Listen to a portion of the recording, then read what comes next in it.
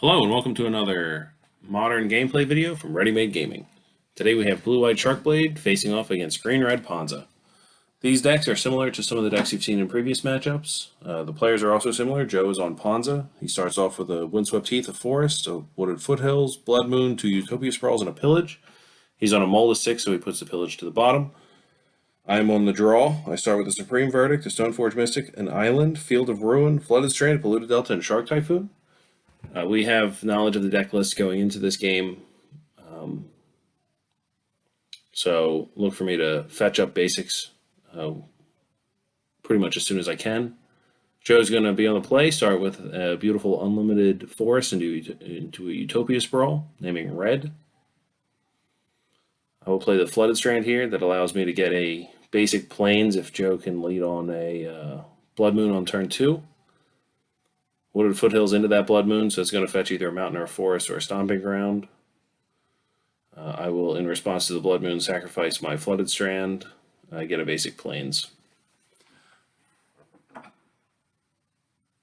So Joe's play here is pretty textbook as far as I can tell about how this deck generally wants to play out. It wants to get either a mana creature or a Utopia Sprawl to play its impactful spells a little bit ahead of schedule here. I'll play the basic island I started with.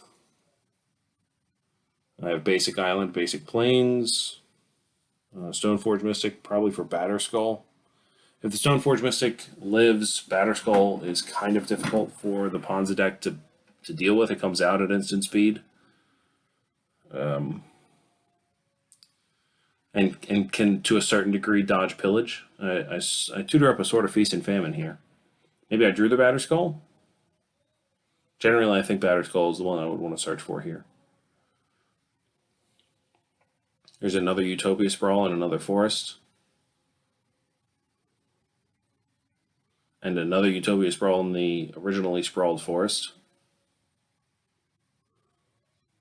Just letting the mana fade from his pool. That's a lot of mana ramp. So it looks like he's drawn... The only card we knew he drew was the third Utopia Sprawl there. I will play a Prairie Stream. It comes in untapped due to a number of factors. First and foremost being the Blood Moon turning it into a mountain. And even if the Blood Moon weren't there, it would just be a... Oh, there we go. There's the Bolt and the Stoneforge. Interesting, I went for the Sword of Feast and Famine here. It's been a week or so since I played this game, to the point that maybe even longer than that, to the point that I did the recording for it. There's a Chandra Torch of Defiance out of Joe. Chandra's going to plus into a Glorybringer. Can he cast it? I do not believe so. 1, 2, 3. No, he cannot. Which is good. That's the best 2 damage. That's probably the best case scenario right now for me, staring down a Glorybringer. Here's a Shark Typhoon. It looks like a Power Rangers token. I don't know what that is. It's a bird, though. It flies, I'll tell you that much. What are those things called? The bad guys from the 90s live-action show. I think that's who they were from. I don't know. So that's a 2/2 shark token. We'll sort it on up. Yeah, we probably want to kill the Chandra. Yeah, so we'll attack Chandra from 5 down to 1. That's no trigger for the sword, but it stops Chandra's ability to do anything other than make mana or flip the top. But even flipping the top is fine. We really want to avoid the Flame Slash ability. No whammies. Wow, we're getting very fortunate. There's a Glorybringer when he couldn't cast it, and then a land when he needed an action spell. Joe will just pass the turn after that. I will swing on Chandra again. Make a Jace. You can keep it on top. Going right for the Fate Seal mode here. Draw the Arbor Elf we left on top for him. I mean, that Arbor Elf can potentially make 3 mana, but I don't know what he could draw. Maybe if he has like a Bonfire of the Damned in the main. We have knowledge of the deck list in so far as the archetypes. We don't have specific numbers in front of us. Jam a land. There's a hardcast Batter Skull. There's a Hulk 2099. I just must not have my tokens on me today. it's a sweet it's a sweet bird. Flying Shark, and that's a sweet germ. Swing in with the Sword of Feast and Famine, make him discard a card. Untap all my lands. That looks like a Bone Crusher Giant on top. I imagine we leave that there. Even if you stomp Jace, yeah, we're just going to concede at that point. We'll move on to sideboarding. So the sideboard is Joe is bringing out a Klothys, a Birds of Paradise, and all of his Bone Crusher Giants for 2 Boils, 2 Cindervines, and a Tireless Tracker. I will be on the draw. I am boarding out a Spell Snare, all my Cryptic Commands, and a Field of Ruin. 4, a Celestial Purge, 3 Aether Gust, and a Disenchant. I generally like compressing my curve going into post-board games against most decks, and that especially is the case for the deck that can turn all my non-basic islands into mountains, which do not help to cast my Cryptic Command. So Joe's opening hand there was a Cindervines, Utopia Sprawl, Boil, Verdant Catacombs, Wooded Foothills, Mountain, and a Forest. I started on Path, Opt, Mana Leak, Batter Skull, Island, Strand, and Shark Typhoon. Joe's going to get a Stomping Ground there. He started on the Verdant Catacombs. I led on Basic Island. I probably should have played the Flooded Strand there, but I don't think I can get turn 2 Blood Moon now outside of Simian Spirit Guide, and I want to be able to play Opt, I guess, on the first turn. There's a Cindervines. So we might opt in response to that. Yeah, we'll opt, which is fine. If we played the Flooded Strand and we wanted to opt, we would either have to forego white mana, or, which is probably not great, being as how we already have a Path to Exile in our hand, or play a non-basic, which is not ideal. So play the opt, keep, draw for turn, play Flooded Strand. Just a lot of draw go magic here. Joe's going to run out a basic mountain, enchant a forest with a Utopia Sprawl. If he could actually use the mana here, he's definitely missing out. The deck doesn't have... Yeah, he's making red with that. Yeah, it's potentially not a great play. He could have tapped the Stomping Grounds, enchanted the forest with the Utopia Sprawl, named red, and then gone red, red, green into the Seasoned Pyromancer or Blood Moon or something along those lines. I'll just play another basic island for the turn and pass. It's 4 mana. It's a boil. Okay.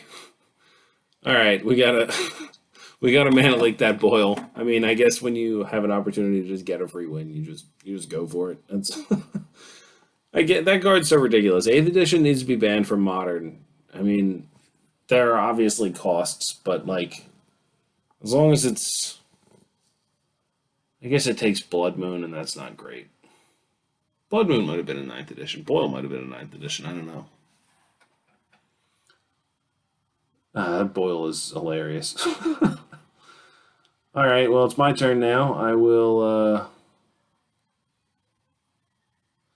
I'm observing my hand a little bit here. I have a Mystic Sanctuary to put the Mana Leak back on top. If I sacrifice my Flooded Strand now for an island, either a basic or a non-basic,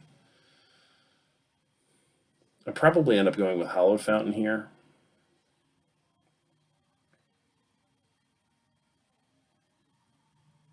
Oh, there you go. So it's a non-basic, and I don't take the pain, so it's functionally a Tundra.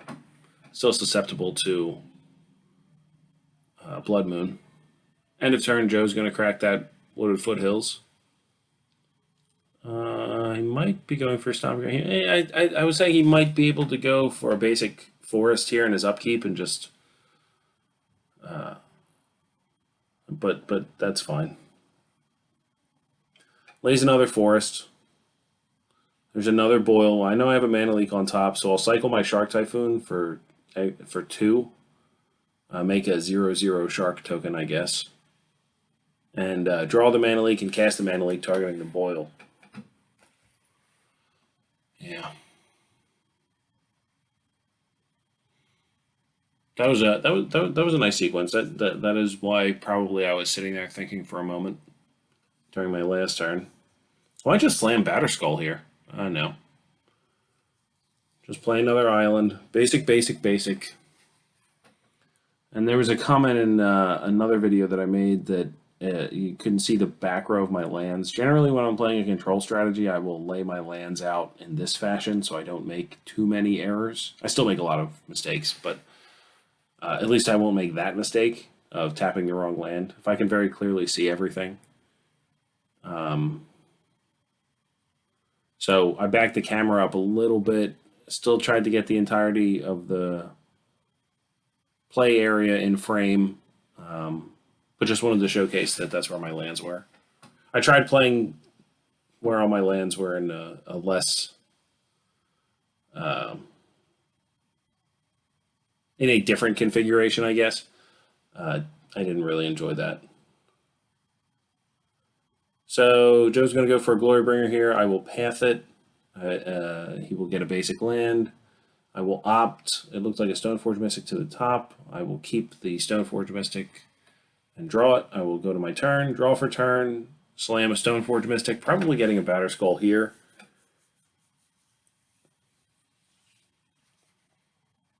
Unless the Batterskull may already be in my hand, I think, from turn 1. So here we will get a sword. If there is a sword to get, there may not be a sword to get. Yeah, there's a sword. There's a Sword of Fire. Nice. Okay, so I'm on 2 swords in this deck. 2 swords and a Batterskull. That's a lot. That's a lot of stuff for those Stoneforges to get. So shields down here. I will leave no mana up and hardcast the Sword of Fire and Ice. Maybe I can get it online next turn. Also very susceptible to a boil here. I think Joe's used both of his up. But there's the Cindervine's activation on the sword. There's an Arbor Elf. There's a Blood Moon. Okay. Kind of cooking here. That was a productive turn. There's a sword. And get in with the sword. Joe doesn't have any cards in his hand. So say I'm moving kind of fast here. That usually means that I have a specific line in my head. So there's the hardcast Batterskull in the second main phase after the Sword of Feast and Famine untapped all my lands. There's a second Blood Moon. Second Blood Moon definitely matters. There's Disenchants and Aether Gusts and Celestial Purges and things of that sort in the deck, but I think the battle is on the board here. You know, yeah. Joe's just going to clean it up there, and we're going to talk about the game a little bit and see what our opening hands were, see what the cards still were. Joe wants the Tengu Warrior token. He's talking about the boils here. That was a good match. Well, please comment, like, subscribe, and thanks for watching the video.